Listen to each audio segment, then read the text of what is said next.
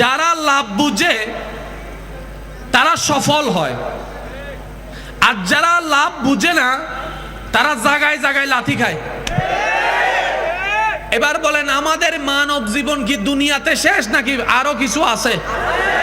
কবর আছে না, হাসর আছে না? তাহলে যে মানুষটা দুনিয়ায় সফল, কবরে ব্যর্থ, টোটাল হিসাব টান দিলে সে কি লাভ নাকি লস? আর একটু জোরে।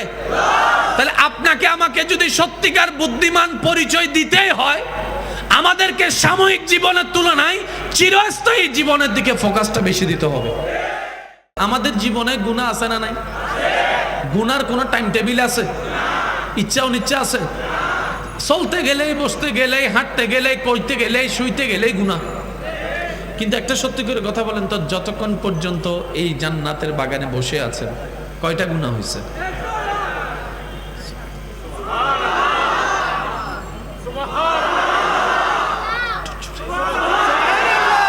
যেই সময় আপনারা বসেছেন, দাঁড়িয়ে আছেন, নিজের মনকে প্রশ্ন করে দেখেন কয়টা গুনাহ হয়েছে। কিন্তু সওয়াবের যদি প্রশ্ন করা হয়, আপনি বলবেন যে রাইবা জাগা নাই এদিনও কি? সুবহানাল্লাহ বলেন। আচ্ছা, আগে একটা জিনিস আমরা ক্লিয়ার হই, আমরা সব সুস্থ সবল মানুষ, সুস্থ জ্ঞানের মানুষ, আমরা কিন্তু লাভটাকে পছন্দ করি, লস পছন্দ করি না। ঠিক আছে? যে জিনিসে লাভ আছে আমরা আছি, যেখানে লস আছে সেখানে আমরা। আচ্ছা, সত্যি যদি আমরা লাভ লস বুঝে থাকি, তাহলে সিগারেট দড়ি আছে কেন? আপনি বলেন, আমার বলার দরকার, আপনি বলেন না। সিগারেট খেলে কি লাভ না লস? মদ খাইলে লাভ না লস? সুদ খাইলে লাভ না লস? গোশ খাইলে লাভ না লস? যেগুলাতে লস, আমরা না বুদ্ধিমান? তো বুদ্ধিমান হলে তো লসে যায় না। আপনি যখন অসুস্থ হয়ে মেডিকেলে পড়ে থাকবেন, আপনার কষ্ট আপনাকেই নিতে হবে, কেউ ভাগ নিবে না। নিবে কেউ ভাগ? আমার কথায় কষ্ট পাচ্ছেন না?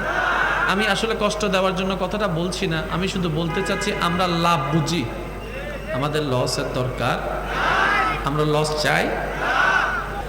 যারা লাভ বুঝে তারা সফল হয়, আর যারা লাভ বুঝে না তারা জায়গায় জায়গায় লাথি খায়।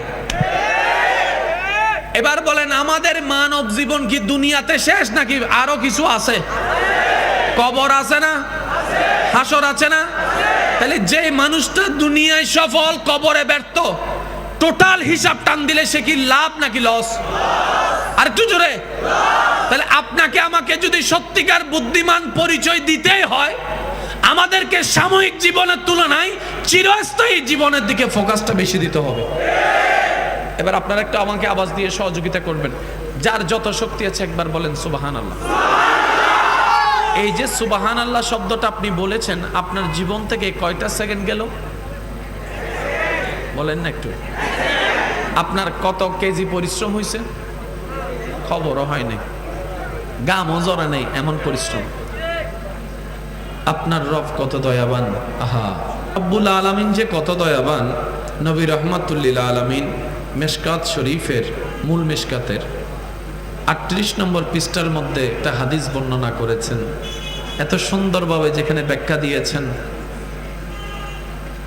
যে ব্যক্তি নিজের জীবনের শত ব্যস্ততার মধ্য থেকে অন্তরের ভালোবাসাকে সাথে নিয়ে, নবী রহমাতুল্লিল আলামিন বলছেন যে একবার বলবে সুবহানাল্লাহ, একবার বলবে আলহামদুলিল্লাহ, একবার বলবে লা ইলাহা ইল্লাল্লাহ, সওয়াবের পাল্লা এমন ভারী হবে, আসমান এবং জমিনের মধ্যখানে যতটুকু খালি জায়গা আছে, যতটুকু খালি জায়গা আছে, সব খালি জায়গা ওই জিকিরকারীর আমলে আল্লাহ ভরপুর করে দিবেন। হয় নাই? আরেকটু জোরে, আরেকটু জোরে। তামলাউল মিজান বলেছেন, হাসরের দাড়ি পাল্লা যেখানে নওয়ান সওয়াব নেকি গুনাহ পরিমাপ করা হবে, ওই নেকির পাল্লা আল্লাহ পাক পরিপূর্ণ ঘোষণা করে দিবেন। কয় সেকেন্ডের পরিশ্রম!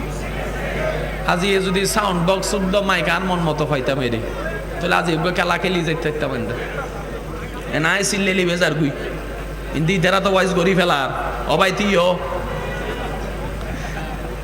এবার বলেন পরিশ্রম কয় সেকেন্ড?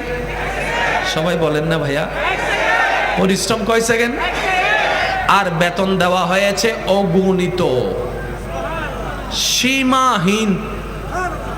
কারণ দরবারটা হচ্ছে রব্বুল আলামিনের। আর একটু জোরে, এবার লাভ চাই না লস চাই? এবার রব্বে করিমের দরবারে আমাদের সমস্ত বান্দাদের চাওয়া মনের প্রশ্ন, রব্বে করিম আমি সফল হতে চাই, রব্বে করিম আমি সফল হতে চাই। রব্বে করিম বলে তুমি সফল কোথায় হতে চাও? দুনিয়াতে না পরকালে? না দুনিয়া এবং পরকালে দুটোটাতে। এবার কেউ বলে যে মওলা দুনিয়া চাই, কেউ বলে মওলা দুনিয়া চাই, কেউ বলে মওলা পরকাল চাই।